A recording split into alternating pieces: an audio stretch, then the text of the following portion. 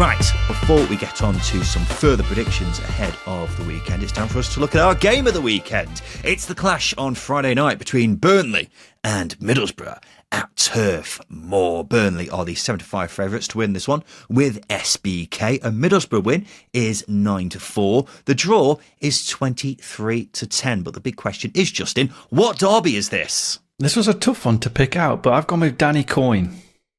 It's not Danny Coyne, but it's always good to hear him mention. It is, of course, the Ben Gibson derby. Oh, yeah. One of the most promising centre-backs in England when he was at Middlesbrough, moved to Burnley for £15 million and only ever started one league game for them in 3 years. Poor Ben, but we all know who he'll be cheering on this weekend, Justin. Yeah, his uncle's team. Definitely not Burnley, shall we say. No, I don't think...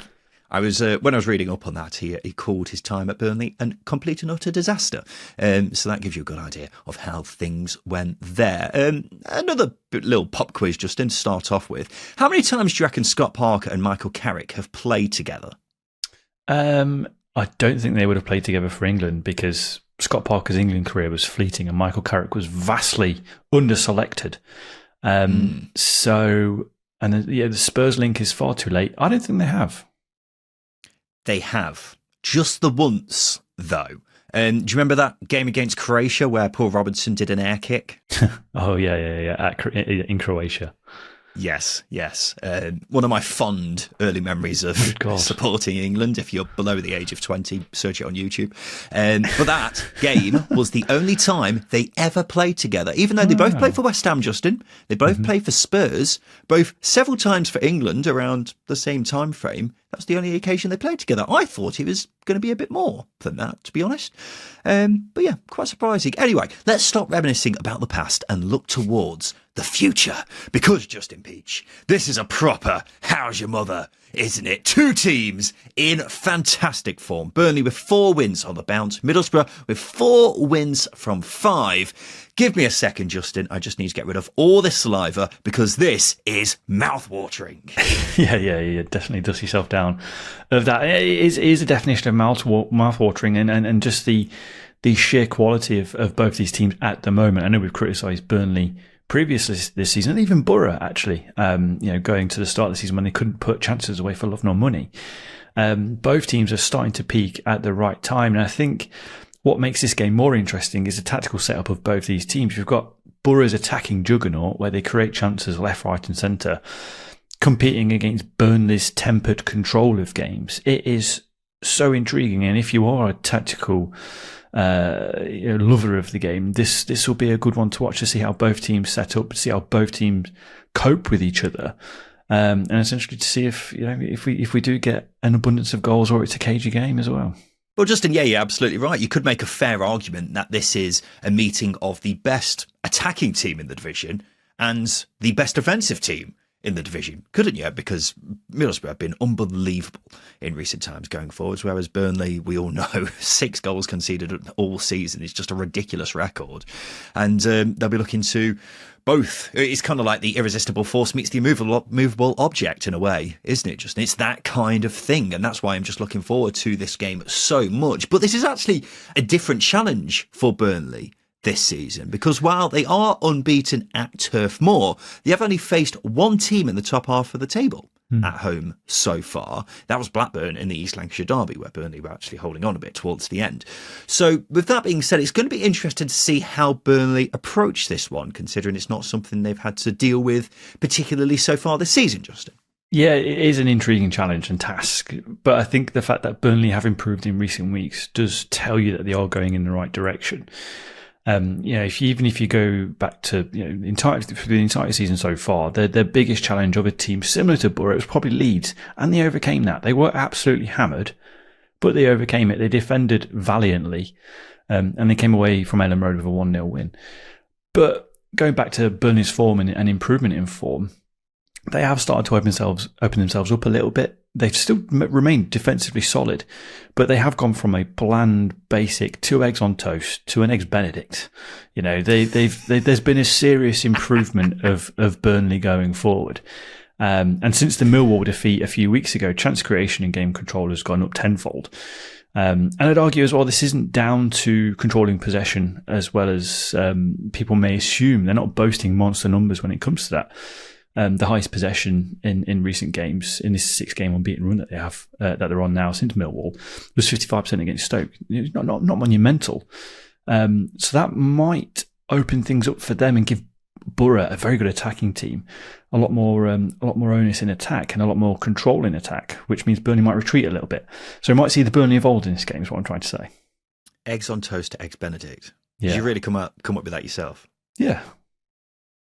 It's basically the same. Because the standard of your metaphors is appalling. So if you did come up with that's one of the best ones you've ever come up with, Justin. I don't think it is, because thinking about it deeply now, Eggs Benedict is basically eggs on toast, but it's an English muffin with a bit of butter sauce on it. I don't like Eggs Benedict at all.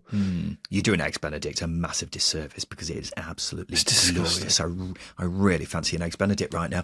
But going on what you were saying, you're absolutely right, Justin. Scott Parker does historically have a great record against the fellow top sides, going back to his time at Fulham and Bournemouth. I would definitely put Middlesbrough in that category as a top side, because Burnley haven't had too many of these kind of games so far.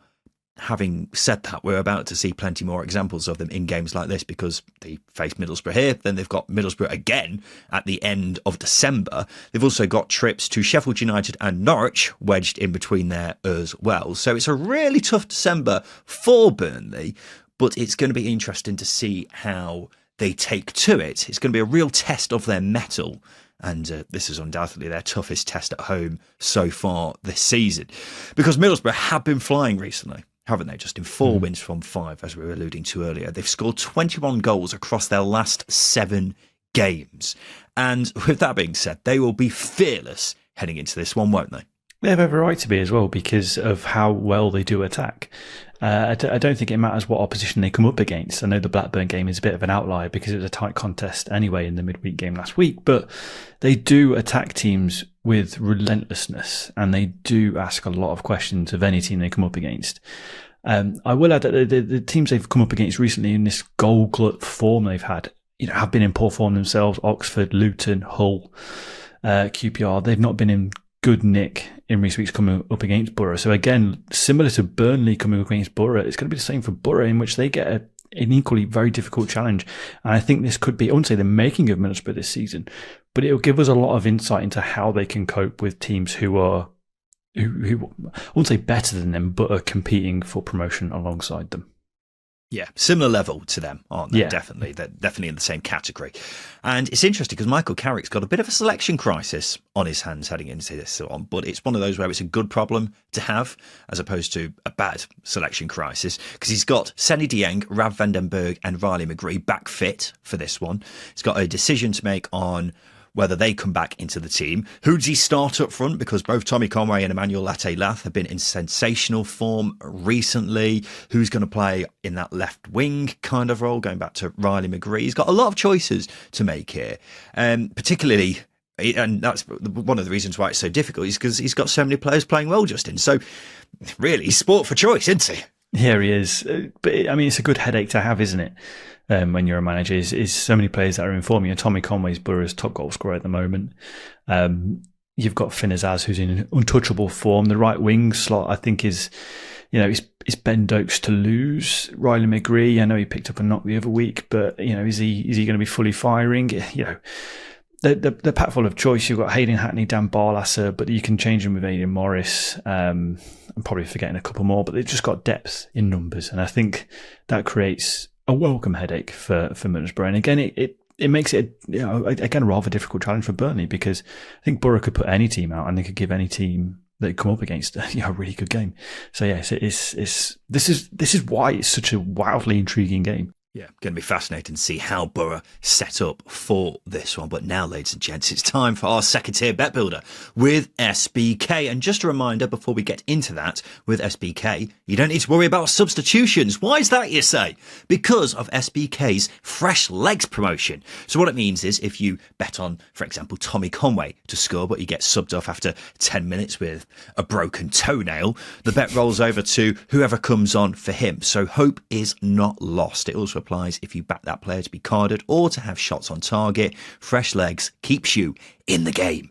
SBK are the only bookmaker offering this on every championship game this season, meaning there really is no better place to bet on the second tier. So why not sign up for SBK and join the thousands of people already taking advantage of fresh legs every weekend? So why wouldn't you, with cracking offers like that? So every Friday, we're making our own bet builder with 4 selections, all relating to our game of the week. That's 2 for Justin and 2 for me. Justin, kick us off. What's the first selection in this weekend's bet builder?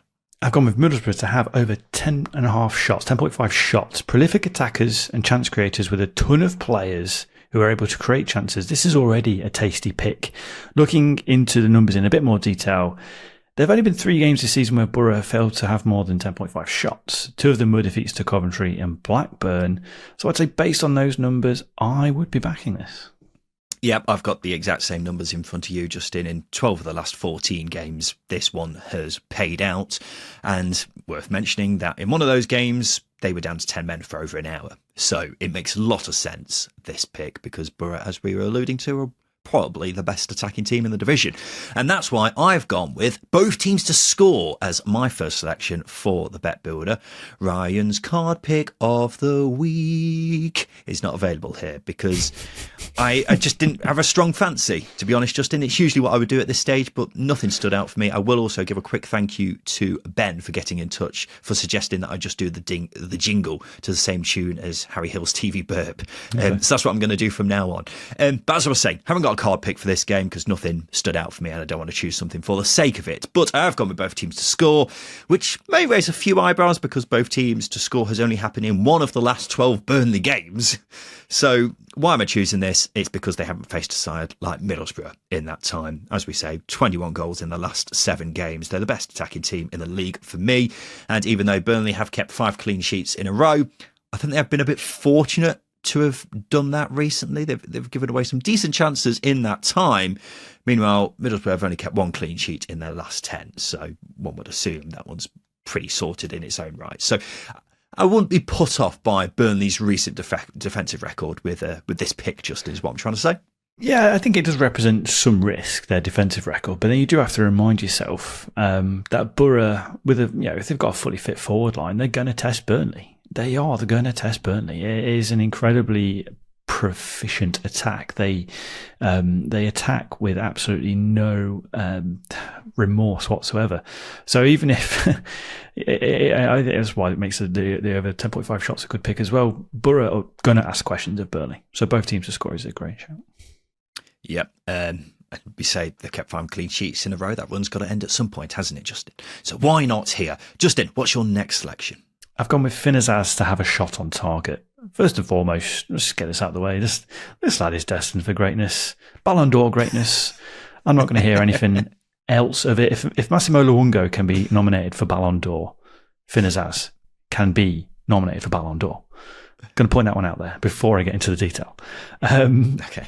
But I think, going into numbers, out of every single Borough player this season, he's had the most shots on target by a country mile, 21 so far. Behind him is Emmanuel Ate-Laf with 13. So he's leading the charge in terms of shots on target. He's recorded a shot on target in 5 of his last 6 games. He's Borough's attacking talisman. So Finazaz to have a shot on target against Burnley is on. And the final selection for our bet builder is Burnley to win.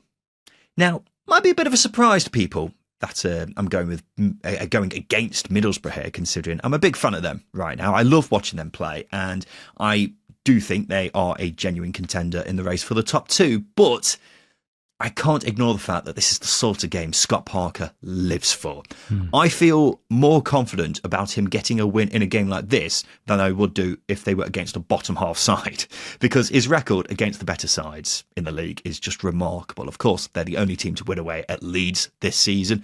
At Bournemouth, they only lost 1 in 10 games against other top 6 sides under Scott Parker, while in Fulham's promotion season with Scott Parker, he only lost 3 in 10 against fellow top 6 sides. So say what you want about Scott Parker, but these are the games that are his bread and butter. He knows how to approach them and exploit the space that teams will leave.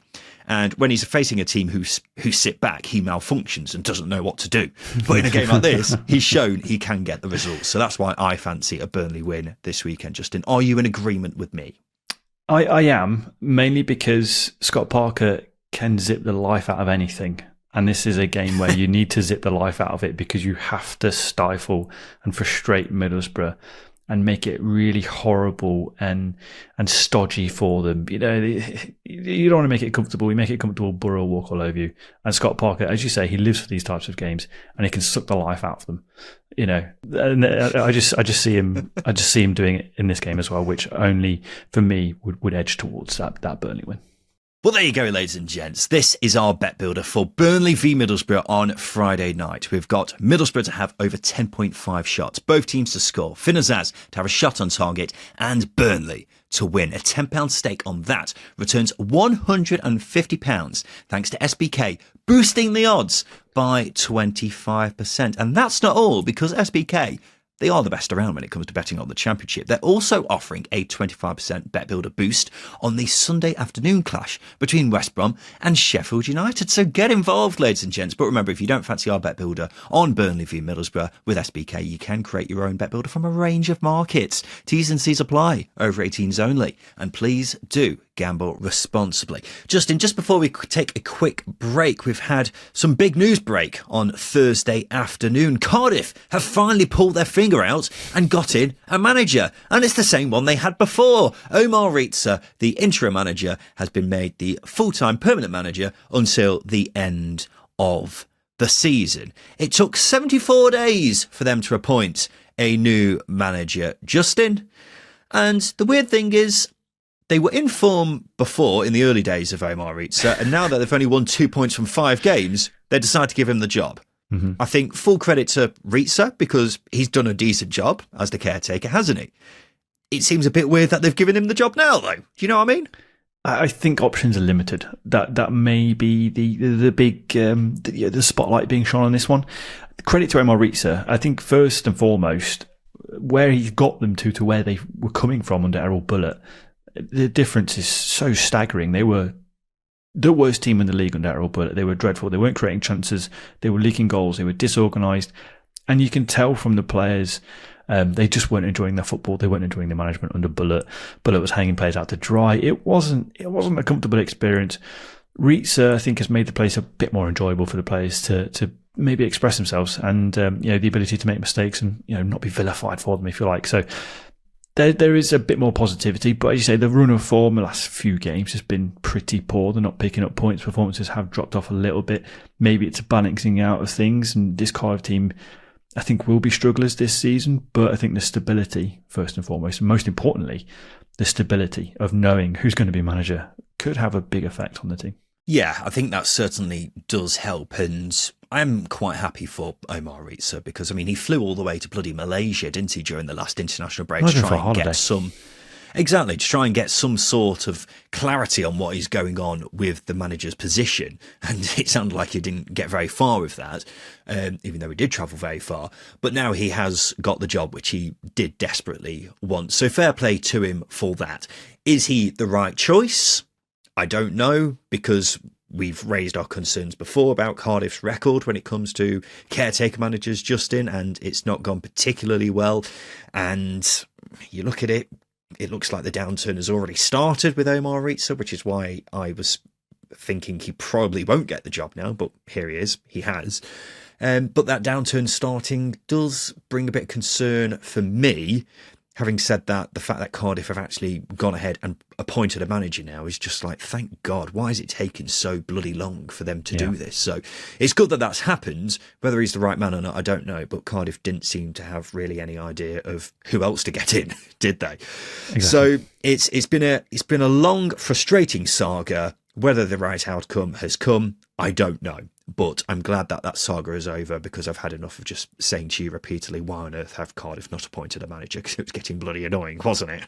It was annoying. It was frustrating. Like, it's annoying for us. We're not even season ticket holders. We're not avid followers of Cardiff. We don't bleed blue, do we? And it was annoying for us. So I can't imagine what the Cardiff fans have been going through. It got to a point where their supporters' trust sent a letter to the ownership. So that's how bad it was getting. And I wouldn't say that was a big catalyst in maybe Riza being appointed, but I imagine fans making their frustrations known officially may have helped things a little bit. You'd have thought so. I think it's not surprising that it's happened so soon after the fans putting out that letter not too long ago. just thinking that letter was a reminder to Vinter Tan to go, oh shit, yeah, we didn't offer him a contract. We don't have a manager. Shit. Christ. I thought we gave him one when he came all the way to bloody Malaysia. Jesus, what's happened here? Yeah, they finally got around to it, ladies and gents. So let's see how they go on from here, I suppose. Anyway, Justin, let's take a quick break. After that, we'll make our predictions ahead of the weekend.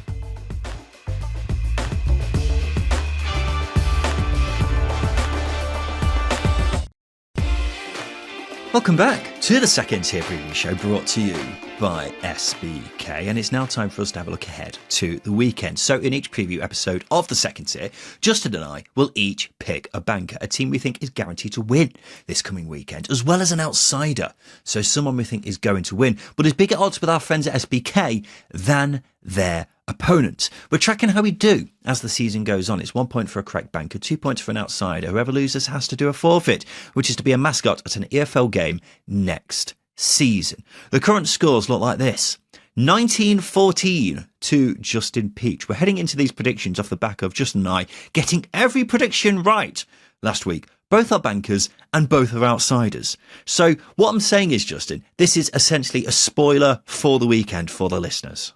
Yeah, exactly. We are the mystic second tier. We're predicting things that are coming true, just left, right, and centre. And as I say, this is why our egos are as big as they are right now. You know, we need a. Yeah. Actually, no, they're out of control. They're out of control. They're just out of control at this stage, Justin. We need putting back in our places. But is that going to happen? We shall find out, won't we? Justin, kick things off with our banker for this weekend from your perspective. I've gone with Sunderland to beat Stoke at the Stadium of Light on Saturday lunchtime. I do feel we were limited on banker options this weekend, so I've gone with the home win. And Sunderland are strong at home. Firstly, they are unbeaten at the Stadium of Light. They have drawn the last 2 games there, but they're still a tough cookie to come up against. They do still have something that have a significant injury list, but again, the performance against Sheffield United last week away from home was good, and if they can replicate that intensity here, I feel they can beat a Stoke team who have won just 2 away games this season. I know we're talking about sort of player form as well. You know, the likes of Wilson Isidore have dropped off. Patrick Roberts obviously missed a penalty last week. But I think if Sunderland can keep it tight and nick something in the way of a goal, I think they're more likely to do it than Stoke are, especially given Stoke's away form, which isn't great. As I mentioned, 2 away games they've won this season.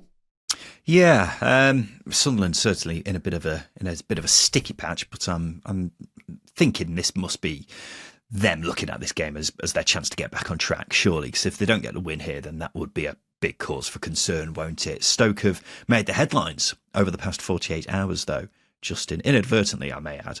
It's after Dimitar Berbatov called Arsenal the new Stoke because of their efficiency at set pieces.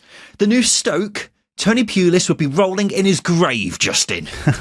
Well, Tony Pulis walked so Mikel Arteta could run. That's it, isn't it? I made this joke to my American colleagues and none of them understood it, which frustrated the hell out of me because I think it's hilarious, the fact that Arsenal, who hate Stoke, by the way, because of on-the-pitch issues, and Stoke's incredible ability to get results against Arsenal at any given occasion, there was a little rivalry they developed. Therefore, it's a very funny joke, and no one understood it. But for me, yeah, it's quite incredible that Arsenal have now developed into this. They've gone full circle, I should say.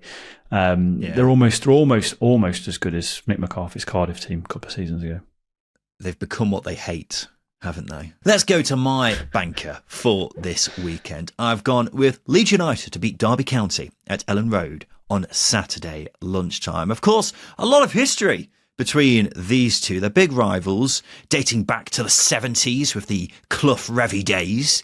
And there's been plenty of memorable moments between these two since then. So this promises to be a feisty one on Saturday. But look, rivalry aside, there's a significant gap in quality between these two sides. Derby, fresh out of League One, had a great start, much better than most Derby fans would have expected. But they do now have just 1 win in 9. It's led to Paul Warne being under a fair bit of pressure from supporters. And that's before you even get on to the small matter of their away form. It's just 1 win on the road this season. It's not ideal when you are now heading to one of the toughest places to go in the Championship, is it? Leeds have won their last 6 on the bounce at Ellen Road. In that time, they've won those games by a combined tally of 15 goals to 1. And while it is worth pointing out, Leeds do have a tendency to play well for a couple of games and then be a bit flat.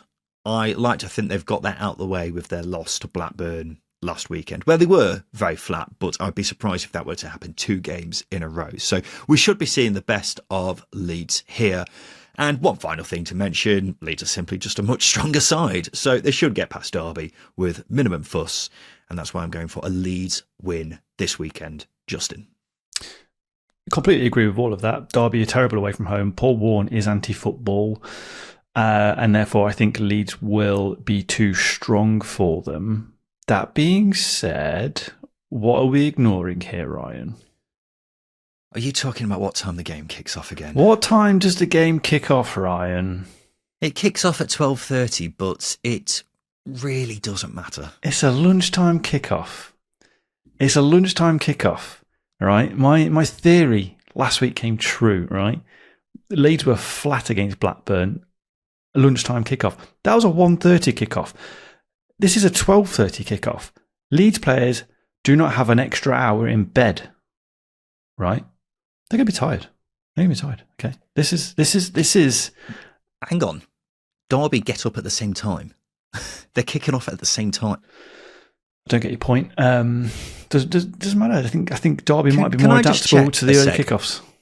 Can I just check? Are you seriously implying that a football match kicking off a couple of hours earlier than usual is an actual legitimate reason not to back Leeds to win this weekend? Well, if Leeds are winless in their last 8 lunchtime kickoffs as of the end of last week, then I think it can be a variable to consider when throwing weight behind a banker. Well, ladies and gents, if you fancy just backing games depending on what time they kick off, then feel free to do that. But if you're basing it on every single other factor involved, then this should be a Leeds United win. But Justin, if you're so anti-Leeds to win this one, then feel free to pick Derby as your outsider this weekend. I'm not that. I'm not that behind. No, I didn't think you would be. Surprisingly, I didn't think you were that strong on it. So there you go. Everything Justin Peters just said for the past 2 minutes. He doesn't back it whatsoever because it's a stupid reason to go against any If this drops, honestly, you have no idea how unbearable I'm going to be. It's going to be it's not going to be worth recording for you. Because it means nothing. You haven't considered the fact that Leeds may just be not turning up that day or, anything like that. It's because of what time the game kicks off, is it? Right. There is absolutely... The reason why I think you're rattled is because there is no logical reason as to why Leeds might struggle with early kickoffs.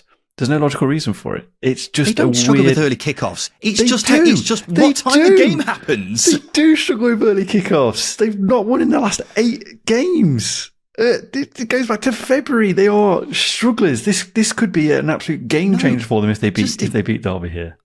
I can't believe a serious Championship pundit is looking at this and saying, oh, because the game kicks off 2 hours earlier than usual, that means Leeds can't cope with the fact that it's happening 2 hours earlier. That's what we're genuinely saying right now, is it? I'm suggesting that there's probably a little bit more to it than what we think. Because if they do struggle again, I'd expect Daniel Farke to be asked questions about it as well. Your credibility is going down the pan as we speak. I don't think it is. I think it's a good reason. He's actually being serious, ladies and gentlemen. He's actually being deadly serious. I cannot believe what is happening right now. Oh, dearie me. Anyway, let's get on to the second tier featured multiple this weekend, because we've revealed Justin and I's 2 bankers for this weekend, and every week we combine these 2 selections with a bet on the full-time results of our game of the weekend to create our very own second tier featured multiple with SBK. But because SBK are the best in the game when it comes to betting on the Championship, they're offering a free £2 ACCA on Championship games this weekend. You need a minimum of 4 selections for that. So for 1 week only, we're doing a second tier featured multiple with 4 4 picks in it, and this is it. Burnley, Leeds, Sunderland, and Sheffield United, all to win. Yes, we've gone Sheffield United to win in the big game on Sunday away at West Brom. Now, West Brom, of course, prolific draw specialists right now, Justin, but I just look at Sheffield United and think they look good value to me, considering their sensational form. Yeah, it's given that West Brom are struggling to get going. I think one of the worst teams you can come up against at the moment is Sheffield United, who are very good at managing games. And I think West Brom, in their current run of form, can be easily managed. Their attackers aren't quite firing, and I think the defensive capabilities and like I say, game management of Sheffield United can really start to control that. So I think it'll be one of those fixtures where Sheffield United are going to control the game from a defensive point of view, and that's going to give them the onus in attack as well. So yeah, it's going to be one of those where I think West Brom struggle to break Sheffield United down, and Sheffield United will nick it. Yep, completely agree with that. Burnley, Leeds, Sunderland, Sheffield United, all to win. That's our second tier, featured multiple for the weekend. And your £2 free bet on that multiple returns £33, which is not bad for a weekend's work, is it? And with SBK, you can get your £2 free ACCA when you pick 4 or more bets on the full-time result of any games from across the Championship this weekend. T's and C's apply, over 18s only. And please do gamble responsibly. Let's go on to our outsiders then. Justin, you said earlier that you didn't think there were many banker options this weekend, so I assume you were spoilt for choice when it came to your outsiders. What have you got? I've gone with Blackburn to win away at Hull on Saturday afternoon. I was surprised to see this an outsider, given that Blackburn's run of form recently has been brilliant. But I guess Hull being their home side might edge it in terms of the odds. But Rovers are one of the form teams in the division at the moment. I know it's just based on the last 3 games, but they have won those 3 games back to back. It's not been an easy run of games. 1-0 wins against Middlesbrough away and Leeds at home, I think, is enough to convince me that an away game against Hull displays a little bit more ease, if you like. Todd Cantwell's hit form. Defensively, they're looking so organised as well. And they're breaking teams down brilliantly. You look at the team goal that won the game against Middlesbrough. I know Dom Hyam was offside, but the build-up was brilliant.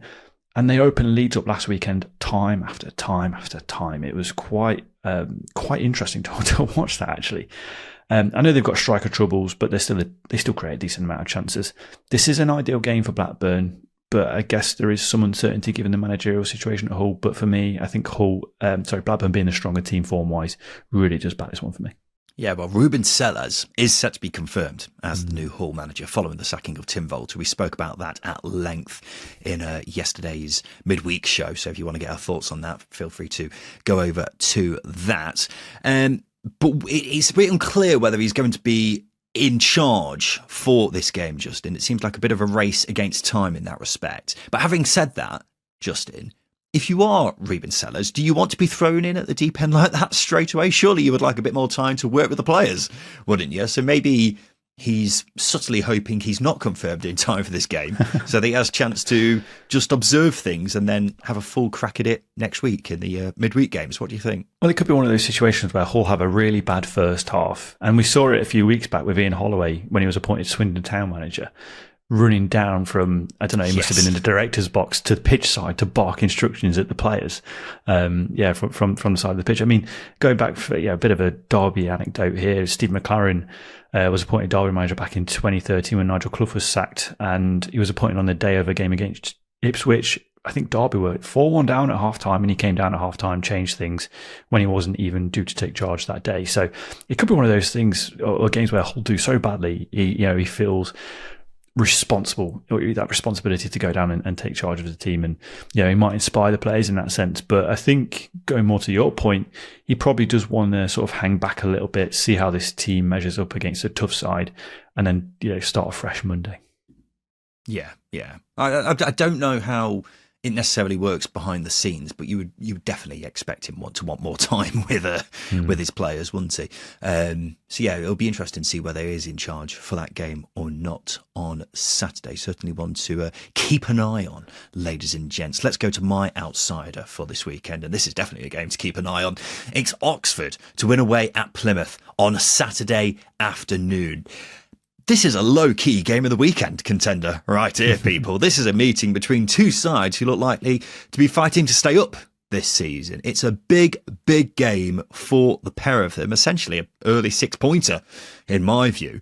But it's, of course, a big game for the future of Wayne Rooney as Plymouth boss. He reportedly has 2 games to save his job, but a loss here may very well accelerate things quickly. They've conceded 10 goals in 2 games last week. They have just the 1 win in 9. They are hopeless away from home and are really relying on their results at home park. So that's why it's absolutely paramount for Wayne Rooney that he gets a result here. But if he doesn't get a positive result, he could really be in trouble. And there's reason to be worried as well, even though they are unbeaten in 6 at home of Plymouth. They have been so fortunate in their last 3 games. Preston were 3-0 up against them and somehow threw it away after battering them. Portsmouth were much the better team against them until Plymouth scored a late winner. And then Watford were thumping them as well before Andre Gray scored 2 worldies from nowhere. So they're perhaps not as strong at home as their results suggest. And look, Oxford aren't in great licks themselves, admittedly. They've got just 1 win in 13.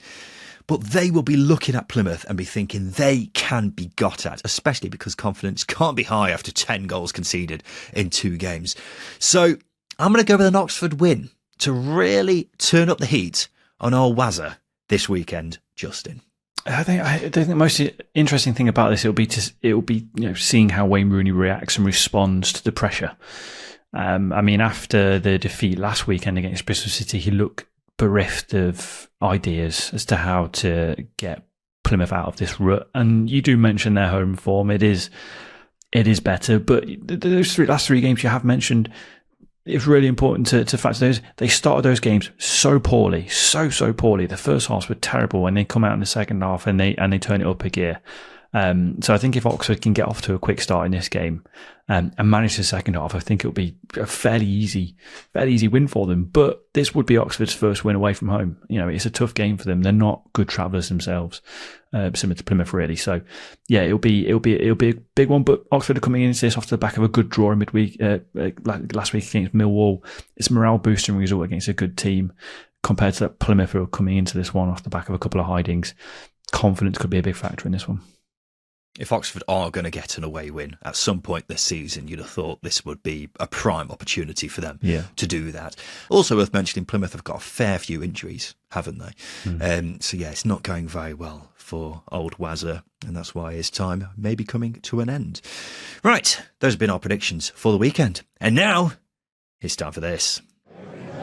All right. Settle down, you lot. It's time for the Craig Bryson pub quiz. Yes, it is, Mr. Barman, and this is how it works. I'm going to give Justin 6 clues about a championship player, past or present, each more revealing than the last, and he simply has to guess who it is. They must have made over 200 championship appearances in their career, and don't forget, the Dexter Blackstock rule is in play.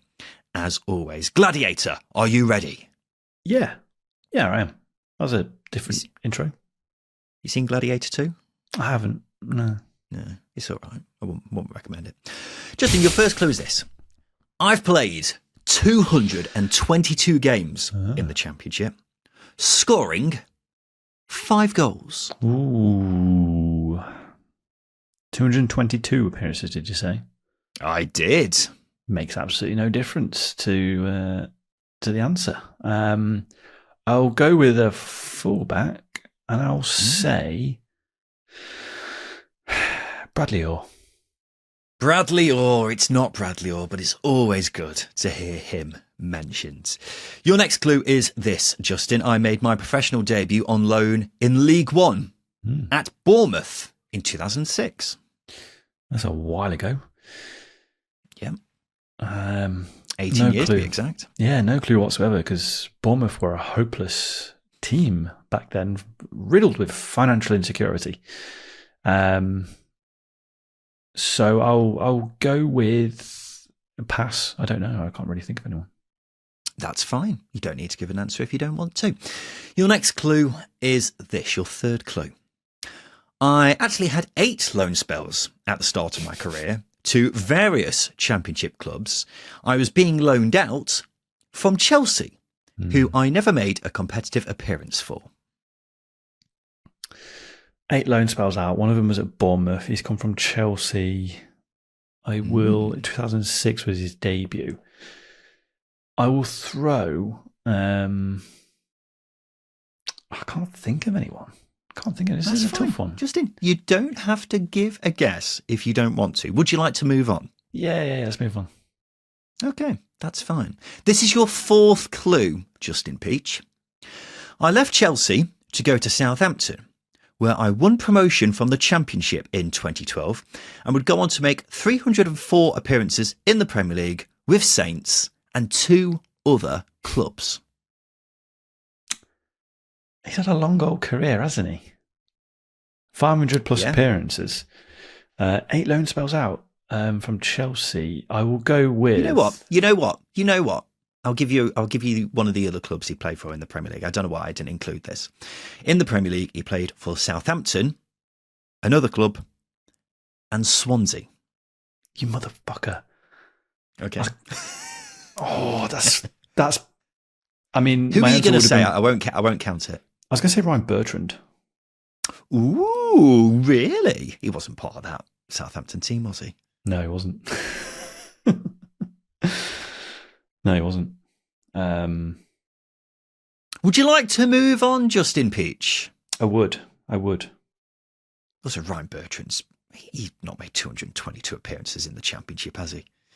But I like you thinking because of the Chelsea link. Anyway, this is your 5th clue, your penultimate clue, Justin Peach. Mm-hmm.